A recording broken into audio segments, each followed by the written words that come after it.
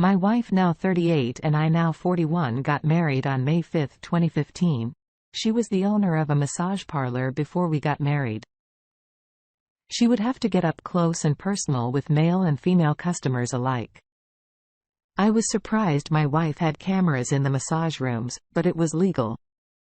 As long as the cameras were visible. She said she felt better having everything recorded in case anyone tried to do anything weird or anyone trying to claim she touched them inappropriately. At the end of each night, she would store the video in an archive folder in case she ever needed to defend herself. I would help out in the business sometimes, but it was always up front and taking out the trash. She showed me how to move the camera recording to the archive folder, and I did it for a couple of nights. I was glad I could help her. So it was one less thing she had to do after I got used to doing it for a while. She had me stop.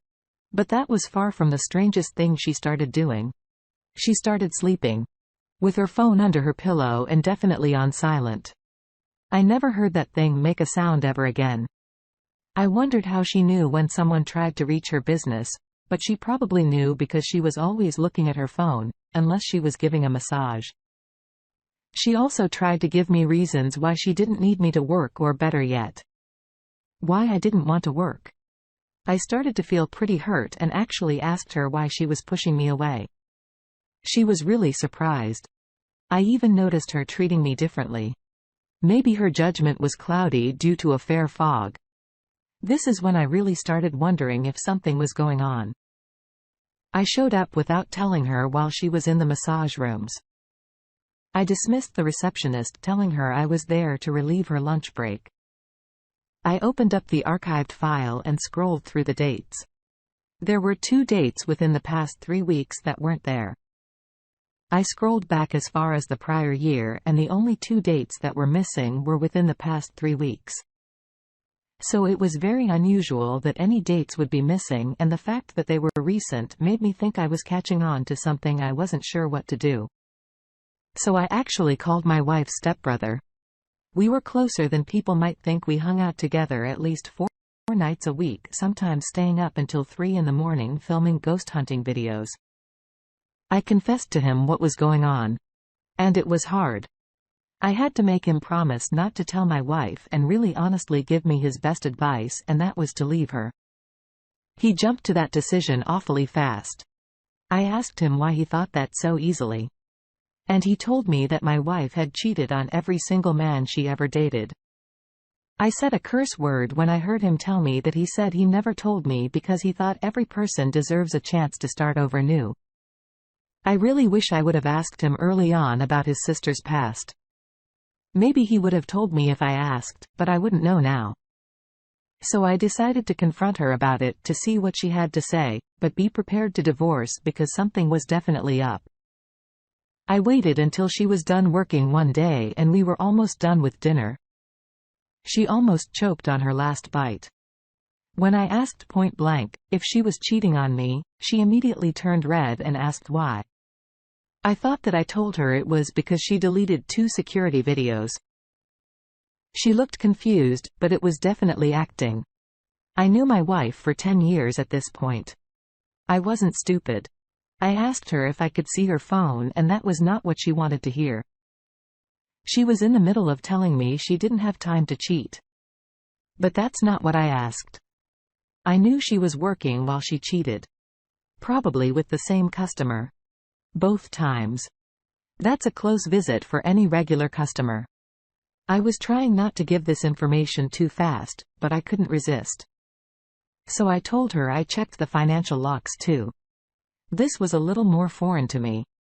But I thought the number of customers she had on the mystery days didn't really match how much money she made. So one of the customers she had logged on those days was probably her AP. She did not like this conversation and how much thought I already put into this. I asked her again for her phone. She looked like she was going to throw up, and she actually did. I felt banned, but I also felt convinced I was right about the whole thing. If that was the case, she deserved to barf while she was doing that. I grabbed her phone out of her back pocket and found tons of texts to one. Sarah. I didn't know if that was a code name or what, but I took screenshots and sent them to myself before my wife stopped throwing up long enough to charge at me. She threw up on her phone while it was in my hands, and I ran outside to rinse my hands off with the hose. I told her I saw enough to know she cheated on me and I wouldn't stand for it. I grabbed my emergency departure bag and went to her stepbrother's house.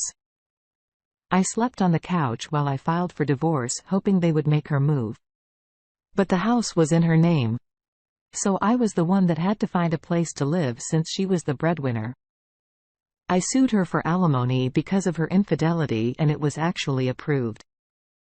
I bought my own place even though it was a part of another house. It was still property I would own after I paid off the mortgage. So I was happy. My ex was not happy. She spent a ton of money on a lawyer, but it didn't make a difference. She got to keep the house. So I thought she should be happy once word got out about this. I'm not sure how it did. Her business lost a lot of customers. I didn't go around telling people, but karma took place anyway. The fact that she lost a lot of customers meant she did struggle to pay rent for a while. I heard she only dated AP a month before she was dumped because AP was scared she would do the same thing she did to me. To them, owning a massage parlor is a privilege and a duty. People are trusting you with their bodies, and it takes a lot for some people to even relax the fact that she did. This is very unsettling. Since then, I've managed to grow my ghost hunting YouTube channel and have a monthly income from that, along with a side job. I started with my best friend and ex's to brother.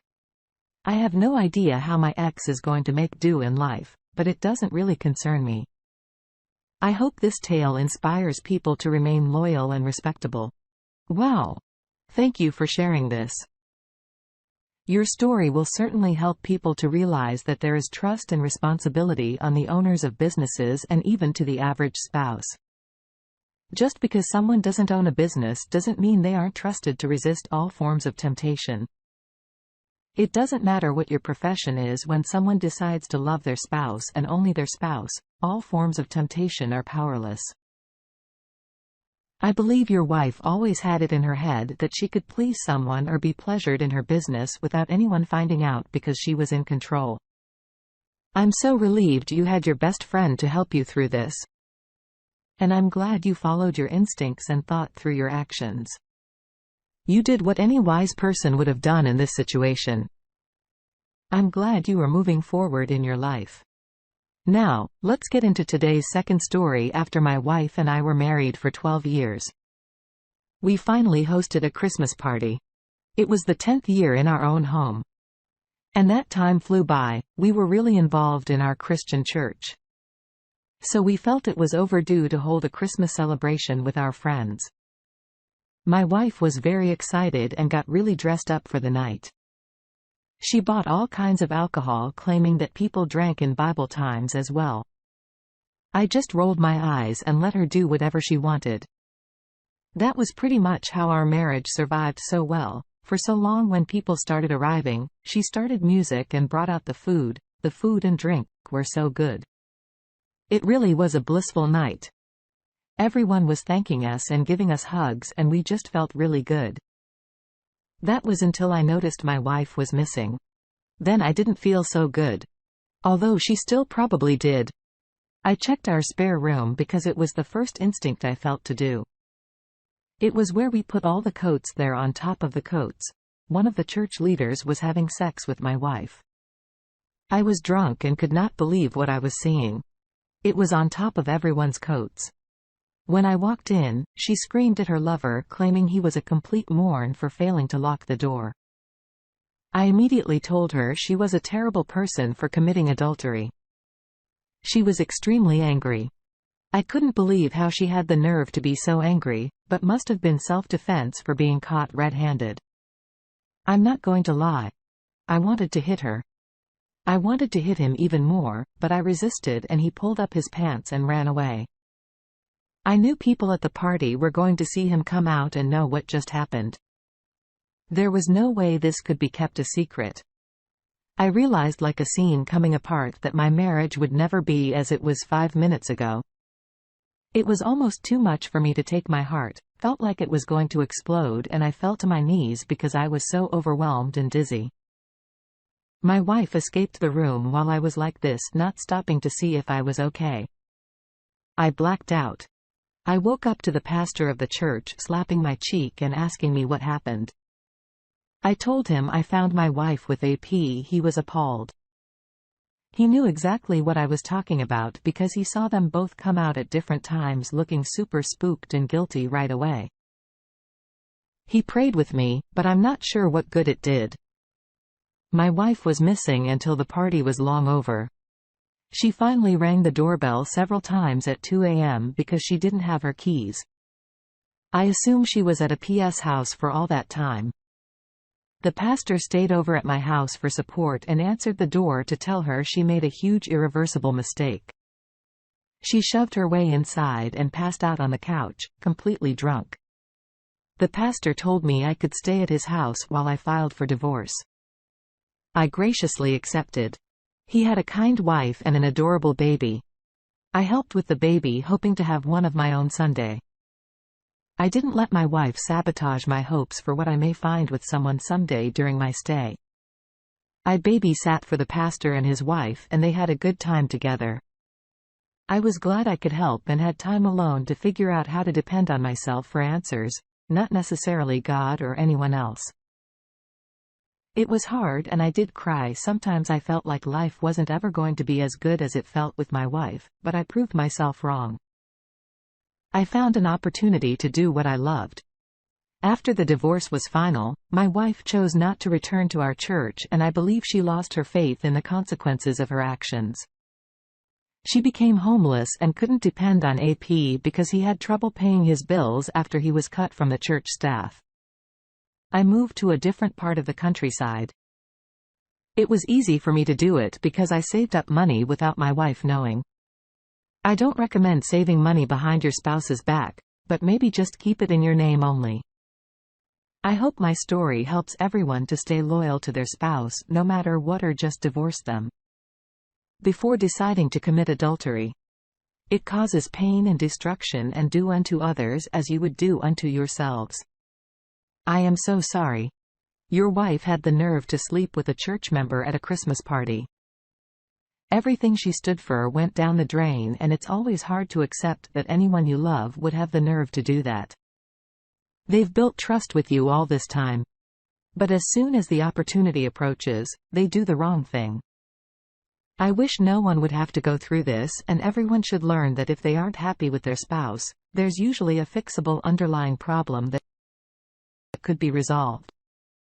If you fell in love in the first place, chances are there's still love and a way to choose commitment. If one finds it impossible to choose love or look past their partner's faults, one only needs to look at the faults of themselves. If there's a greater issue than this, perhaps honest communication, therapy, or divorce could be the answer. Thank you all for taking the time to listen to today's stories. If you enjoyed listening, please feel free to like and subscribe if you haven't already. Also comment below with your thoughts on what happened. Take care.